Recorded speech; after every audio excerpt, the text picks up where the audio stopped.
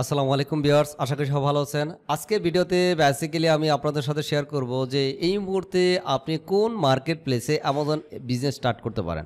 কারণ অনেকের একটা কনফিউশন যে ভাই আমি এই মুহূর্তে কোন মার্কেট প্লেসে আমার জন্য ভালো হবে বা কোন মার্কেট প্লেসে আমি অ্যামাজন বিজনেস স্টার্ট করতে পারি। তো আমরা জানি যে ওয়ার্ল্ড ওয়াইড এই মুহূর্তে 22 থেকে 23টা কান্ট্রির মতো আপনার অ্যামাজন মার্কেট প্লেস রয়েছে। তার মধ্যে আমরা এটাও জানি অনেকে যে যতগুলো মার্কেট প্লেস রয়েছে তার মধ্যে সবচেয়ে বিগেস্ট মার্কেট প্লেস হচ্ছে অ্যামাজন ইউএসএ।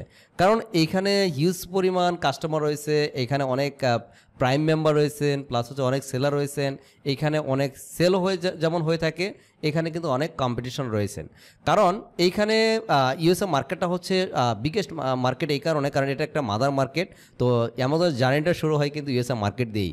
নর্থ আমেরিকার আন্ডারে ইউএসএ, কানাডা, মেক্সিকো আর হচ্ছে ব্রাজিল। তার মধ্যে সবচেয়ে বড় মার্কেট হচ্ছে ইউএসএ মার্কেট। যদি আমি ইউএসএ মার্কেটের কথাই বলি, তো ইউএসএ মার্কেটে আপনি এখন কি করবেন, আপনার কি শুরু করা উচিত হবে কিনা। এখন আমার মতে দুইটা জিনিস আপনার মেক শিওর করা দরকার। প্রথমত হচ্ছে যে আপনার বাজেট কেমন, পাশাপাশি হচ্ছে আপনার স্কিল কেমন। তো আপনার ফার্স্ট অফ অল হচ্ছে আপনার স্কিল, সেকেন্ড হলো বাজেট। তো এই দুইটা জিনিস হলে কিন্তু আপনি বিজনেস রান করতে পারবেন। আদারওয়াইজ দুইটা যে কোনো একটা থাকলে কিন্তু আপনার জন্য আসলে বিজনেসটা প্রপার ওয়ে হবে না। কারণ হচ্ছে আপনার বিজনেস করতে হলে মানি লাগবে, আর বিজনেস থেকে আউটপুট আনতে হলে আপনাকে স্কিল লাগবে। তো যেহেতু মানি প্লাস স্কিল দুটোই লাগবে, তা আদারওয়াইজ এইখান থেকে আউটপুট আনাটা ভেরি ডিফিকাল্ট। আর ইউএসএ মার্কেটটা ঠিক এখন একটু চ্যালেঞ্জিং এই কারণে, কারণ এখানে যারা আছে মোটামুটি স্কিলফুল পার্সনই আছেন, বা যারা এখানে বিজনেস করতেছেন, যাদের ইনভেস্টমেন্ট বিগ আছে, যে নিজে এত স্কিল নাই, তারা কিন্তু অন্য একজন হায়ার করে বা আপনার এক্সপার্ট যারা, তাদেরকে হায়ার করে কিন্তু কাজটা করাচ্ছেন। যেমন আমরাও এই যে কাজগুলো করি, অনেক ক্লায়েন্টকে আমরা সার্ভিস দিই, তাদের কিন্তু আমরা এক্সপার্ট হিসেবে তাদের জন্য কাজ করি, তারা আমাদেরকে পে করে তাদেরকে আমরা সার্ভিস প্রোভাইড করি।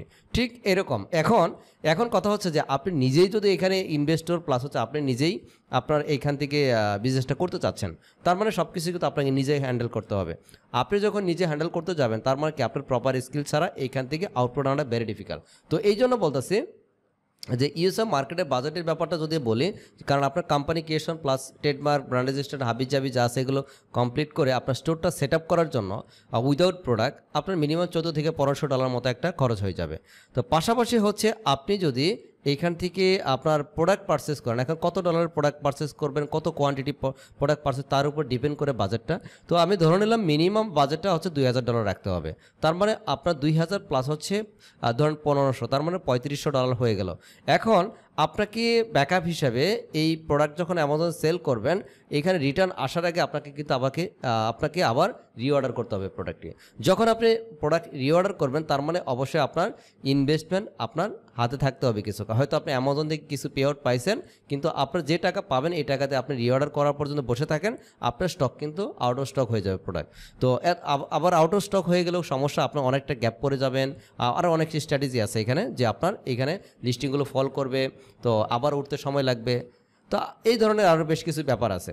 তো এখন তার মানে কি আপনাকে আবার রিঅর্ডার করতে হবে প্রোডাক্ট যদি আপনি রিঅর্ডার করতে চান, তার মানে কি আপনার বাজেট কিছু রেডি রাখতে হবে। সেই ক্ষেত্রে মিনিমাম $1000 থেকে $1500 আপনাকে ব্যাকআপ রাখতে হবে। তার মানে এই মুহূর্তে আপনি ইউএসএ মার্কেটে যদি প্রফেশনাল হয়ে বিজনেস রান করতে চান, সেই ক্ষেত্রে মিনিমাম আপনাকে $4,000 থেকে $5,000 একটা বাজেট রেডি রাখতে হবে। তো $4,000 থেকে $5,000 ইনভেস্টমেন্ট যদি না থাকে এই সময় বা এই মুহূর্তে 2025 সাল বা 26 সালে এসে, তার মানে আপনার জন্য এই বিজনেসটা ইউএসএ মার্কেটে করা ঠিক হবে না। কারণ আমরা কিন্তু বলতাম যে ভাই $1000 দিয়ে বিজনেস রান করা। হ্যাঁ, আপনি চাইলে ইউএসএ মার্কেটে স্টিল নাও আপনি $1000 দিয়ে প্রোডাক্ট লঞ্চ করতে পারবেন, কিন্তু $1000 দিয়ে কি আপনার company creation, trademark, brand registration, হাবিজাবি এগুলো কমপ্লিট করতে পারবেন না।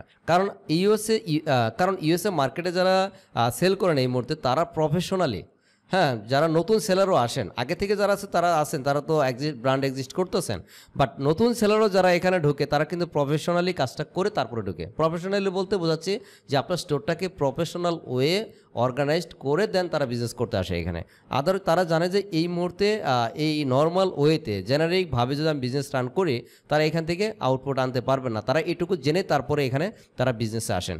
তো তার মানে আপনার যদি এই ধরনের প্রপার স্কিল থাকে বা আপনার নলেজটা নিয়ে, প্লাস হচ্ছে আপনার ইনভেস্টমেন্ট যেটা বললাম মিনিমাম $5,000 মতো একটা ইনভেস্টমেন্ট নিয়ে তারপরে ইউএসএ মার্কেট আপনি বিজনেস রান করতে পারেন। আদারওয়াইজ আমার মতে ইউএসএ মার্কেটে বিজনেস না করাটাই বেটার হবে আপনার জন্য। সেকেন্ডলি আসেন যে এর বাইরে তো অনেক মার্কেট প্লেস, আমি তো বললাম যে 22 থেকে 23টা কান্ট্রিতে মার্কেট প্লেস রয়েছে। তো যেহেতু এই কান্ট্রিগুলোতে অ্যামাজন মার্কেট প্লেস রয়েছে, তো সেই ক্ষেত্রেও কিন্তু আপনারা বিভিন্ন কান্ট্রিতে স্টার্ট করতে পারেন। তারপর আসে যে ইউএসএর পরের যদি আপনি কোনো মার্কেট বলে, সেটা হচ্ছে সবচেয়ে আরেকটা ভালো মার্কেট, সেটা হচ্ছে ইউকে মার্কেট। ইউকে মার্কেট জোস একটা মার্কেট, যেহেতু এই মার্কেট প্লেস আমি অলমোস্ট 7 ইয়ার যাবৎ কাজ করি, 6 ইয়ার্স প্লাস, 7 ইয়ার রানিং আমি এখানে কাজ করতেছি। তো এটা সম্পর্কে কিন্তু আমি আরও ভালো জানি। তো এইখানে আপনার তুলনামূলকভাবে কম্পিটিশন কম এবং সেলস অনেক ভালো। আপনি আজকে যে বললাম, যারা ভিডিওটা প্রথম দেখতেছেন তারা চাইলে অ্যানালাইজ করা শুরু করে দিতে পারেন, দেখতে পারেন।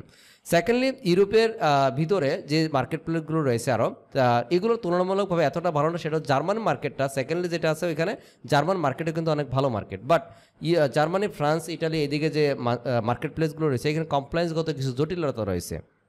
আমরা যারা বিশেষ করে নন রেসিডেন্ট বা ইউরোপের বাইরে থেকে যারা বিজনেসগুলো করতে চায়, তাদের জন্য বেশ কিছু ডকুমেন্টেশনের সাথে অনেক প্রবলেম হয়। তো যেহেতু কমপ্লায়েন্স ইনিশিয়াল স্টেজে আপনি বিজনেস শিখবেন বা আউটপুট আনতে আপনার জন্য অনেক চ্যালেঞ্জ নিতে হবে 2-3 মাস। তো এই জন্য এত কমপ্লায়েন্সে ইনিশিয়াল স্টেজে না যাওয়াটাই সবচেয়ে বেটার হবে। কারণ কমপ্লায়েন্স ছাড়া যেহেতু আপনার আরও মার্কেট প্লেসগুলো রয়েছে, কমপ্লায়েন্স যেহেতু আপনার হ্যাসেলটা এখানে বেশি, হ্যাসেল কম বেশি সব জায়গায় থাকবে। তো যেহেতু অন্য মার্কেট তুলনামূলকভাবে হ্যাসেল কম রয়েছে, আমরা সেই জায়গাগুলোতে কিন্তু বিজনেস রান করব। তার মানে আপনার ইউরোপের যতগুলো মার্কেট বললাম, যে আগে 3-4 বছর আগেও এখানে আমার মাত্র ইউরোপে 4-5টা মার্কেট প্লেস ছিল। তো এখানে মার্কেট প্লেস কিন্তু এখন অনেকগুলো বেড়েছে। যেমন এই জায়গাতে আপনার নেদারল্যান্ড, সুইডেন, পোল্যান্ড, টার্কি, তারপর হচ্ছে আপনার বেলজিয়াম, এই মার্কেট প্লেসগুলো কিন্তু নতুন এনরোল হয়েছে বিগত কয়েক বছরে। তো এখন আপনার এই মার্কেটগুলোতে এত কিন্তু কুইক মার্কেট না, আহামরি এত ভালো সেল হয় না। তো ইউকে এবং জার্মানি মার্কেটটা এদিকে সবচেয়ে ভালো। বাট ইউকেটা আরও ভালো, কারণ তুলনামূলকভাবে হ্যাসেল কম এবং এই জায়গাটিতে আমরা যে ল্যাঙ্গুয়েজগত একটা ব্যাপার আছে, জার্মানিতে আপনি বিজনেস করতে চাইলে এখানে যে লিস্টিং বা আদার্স যে সব কিছু কিন্তু জার্মান ল্যাঙ্গুয়েজেই করতে হয়। আর ইউকেতে আপনার ইউএসের মতোই আপনার ইউকেতে ইংলিশে সব কিছুই ব্যবহার করবেন। তার মানে সব কিছুই অনেকটা ইজি হয় ইউএসের মতো। তো এখন আরেকটা বিষয় হলো যে ইউকে মার্কেটেই যদি আপনি বিজনেস স্টার্ট করেন, তাহলে বাজেট কেমন লাগবে। ইউকেতে বাজেটটা মোটামুটি আপনার মিনিমাম যদি একটা প্রোডাক্ট লঞ্চ করে, এইখানেও আপনি প্রফেশনালি স্টার্ট করবেন আমার রিকমেন্ডেশন। তো কোম্পানি ক্রিয়েট করে ট্রেডমার্ক ব্র্যান্ড রেজিস্ট্রেশন কমপ্লিট করে, তো আপনার প্রোডাক্ট লঞ্চ করে মিনিমাম আপনার যে প্রোডাক্ট সহ হয়তো আপনার $3,000-4,000 দিয়ে আপনি প্রোডাক্টটা লঞ্চ করতে পারবেন এখানে। তার মানে এখানে ইউএসের তুলনায় একটু বাজেট যদি কমও থাকে, তার মানে শুরু করতে পারবেন। এখন কথা হচ্ছে যে আমরা তো অনেকেই বলি যে ভাই আপনারা তো বলেন $1,000-2,000 দিয়ে বিজনেস রান করা যায়। তো এখন তো বলতেছেন $4,000-5,000, তাহলে এখানে আমরা কোথায় স্টার্ট করব? দেখুন, আরও কিন্তু মার্কেট প্লেস রয়েছে। যেমন অস্ট্রেলিয়া মার্কেট নিয়ে অনেকে কথা বলে অনেক সময়, তো এখান থেকে দেখা যায় অনেকে বিজনেস করে, অনেকেই করে না। বাট আমার মতে অস্ট্রেলিয়া মার্কেট আহামরি এত ফাস্ট মার্কেট না। একটা সময় হয়তো কিছুদিন আপনি কম বেশি সেল পাবেন, বাট পরবর্তী একটা গ্রোথ আহামরি এত বেশি না যে আপনি খুব ভালো একটা গ্রোথ করে ফেলছেন বা এখানে আপনার লিস্টিং অনেক ভালো সেল হচ্ছে, আহামরি এতটা হয় না তুলনামূলকভাবে। তো সেই ক্ষেত্রে আরও যেহেতু মার্কেট প্লেস, তার মধ্যে আপনার আরেকটা মার্কেটের কথা বলি, সেটা হচ্ছে সবচেয়ে নতুনদের জন্য সবচেয়ে ভালো একটা মার্কেট এবং লো বাজেটে এখান থেকে আপনি আপনার ইনভেস্ট করে আপনি চাইলে এখান থেকে ইনকাম করতে পারেন। কারণ আমার অনেক স্টুডেন্ট আজ থেকে আরও 2-3 বছর আগে থেকে বিজনেস করেন, অনেকেই আছেন, স্টিল না তারা দুবাইতেও আছেন, ইভেন বাংলাদেশেও আছেন, তারা কিন্তু ইনকাম করতেছে দুবাই মার্কেট প্লেসে। কারণ দুবাই মার্কেট খুবই ভালো একটা মার্কেট এবং গ্রোথ মার্কেট, কারণ ওয়ার্ল্ডের বিভিন্ন পার্সন এখানে কিন্তু তারা ভিজিটে আসে। তো এইখানে অনেক সেল হয়। তো আপনার ওই ধরনের প্রোডাক্ট রিসার্চটা মোটামুটি করে ভালো করে যদি আপনি করতে পারেন, আর এইখানে কম্পিটিশন কিন্তু তো অনেক ইজি, কম্পিটিশন তুলনামূলক ইউকে মার্কেটের তুলনায় অনেক ইজি প্রসেস।